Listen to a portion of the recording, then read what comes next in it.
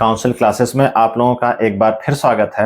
हम लोग जीएस की एक विशेष श्रृंखला कर रहे थे, यूपी आरओ एआरओ और उत्तर प्रदेश लोक सेवा आयोग द्वारा आयोजित जो पीसीएस की परीक्षा है उसके लिए रैंडमली हम लोग एक एक विषय से कुछ विशेष प्रश्नों को कर रहे थे कि जो पूर्व परीक्षा में आए हुए हैं या जिनके आने की बिल्कुल बहुत ज्यादा संभावना है। आइए हम लोग सीधे देखते हैं। इतिहास की श्रृंखला चल रही थी जिसमें आधुनिक इतिहास, प्राचीन इतिहास के कुछ प्रश्न हुए थे। आज हम लोग मध्यकालीन इतिहास के कुछ प्रश्नों को देखते हैं। आइए देखते हैं सीधे प्रश्नों को।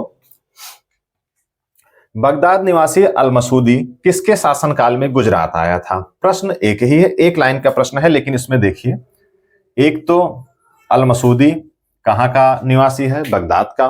कई बार प्रश्न आया है। अल मसूदी कहाँ आया था? गुजरात आया था। और किसके शासनकाल में? महिपाल के शासनकाल में। महिपाल के शासनकाल में अल मसूदी गुजरात आया था। इतिहासकार है। गुजरात के चालुक्य वंश का संस्थापक और उसकी राजधानी क्या थी? तो चालुक्य वंश के संस्थापक क्या थे?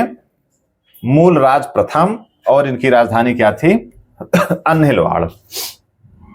अगला प्रश्न देखते हैं हम लोग। कन्नड़ साहित्य के त्रिरत्न।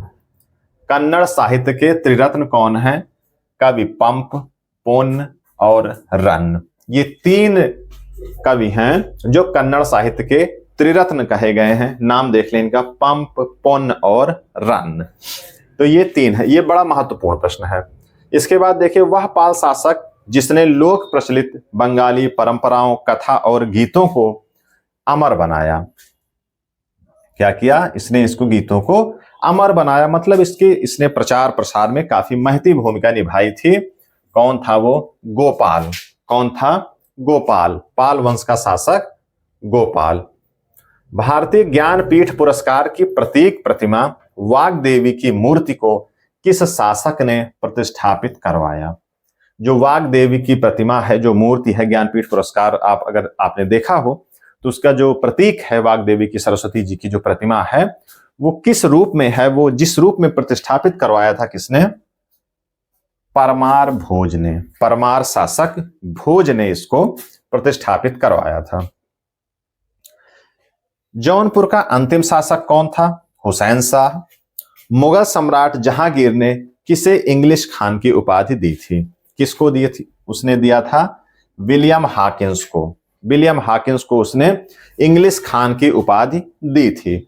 किसके सिक्कों पर अंतिम खलीफा का नाम सर्वप्रथम अंकित हुआ? खलीफा, जो बगदाद के खलीफा होते थे, उनका नाम अंकित कराया जाता था। तो यह प्रश्न पूछा गया है कि किसके सिक्कों पर अंतिम खलीफा का नाम सर्वप्रथम अंकित हुआ? तो कौन थे वो? अलाउद्दीन मसूद शाह। बहमनी राज्य की स्थापना कब और किसने की? बहमनी राज्य की स्थापना 1347 ईस्वी में अलाउद्दीन बहमन शाह ने की। अलाउद्दीन बहमन शाह ने बहमनी राज्य की स्थापना की 1347 में, अलाउद्दीन बहमन शाह ने। अंतिम प्रश्न है, शाहनामा के लेखक कौन है? फिरदौसी। फिरदौसी शाहनामा के लेखक हैं। और लाख बख्श किसे कहा जाता है? लाख बख्श किसे कहा जाता है? तो किसे कहा जाता है? कुतुबुद्दीन ऐबक को। शाहनामा के लेखक कौन है? फिरदौसी हैं। और कुतुबुद्दीन ऐबक को लाख बख्श कहा जाता है। लाख बख्श का मतलब है लाखों का दान देने वाला, मतलब वो दान देने के लिए वो विख्यात था, उसकी प्रशंसा की जाती है दान देने के लिए। तो लाख बख्श मतलब लाखों का दान देने वाला कौन है? कुतुबुद्दीन ऐबक। तो इस तरीके से हम लोगों ने 15 से 20 प्रश्नों को किया। ये ऐसे प्रश्न हैं जो वन लाइनर आते हैं, विकल्प के रूप में आते हैं, और आपको, अगर आप इसको रिवाइज नहीं करते हैं या फिर आपकी नजर इन पे नहीं पड़ती है तो ये प्रश्न गलत हो जाते हैं। तो चलते चलते 5-10 मिनट की ये क्लास हम लोगों की चलती रहेगी, ताकि ऐसे 10-15-20 प्रश्नों को हम लोग देखते रहें, ताकि परीक्षा में जैसे आए हम इनको तत्काल सही करके आगे बढ़ जाएं। तो ठीक है, आज की क्लास हमारी खत्म होती है। नेक्स्ट वीडियो में हम लोग नए विषय के साथ बिल्कुल मिलेंगे। ठीक है, धन्यवाद।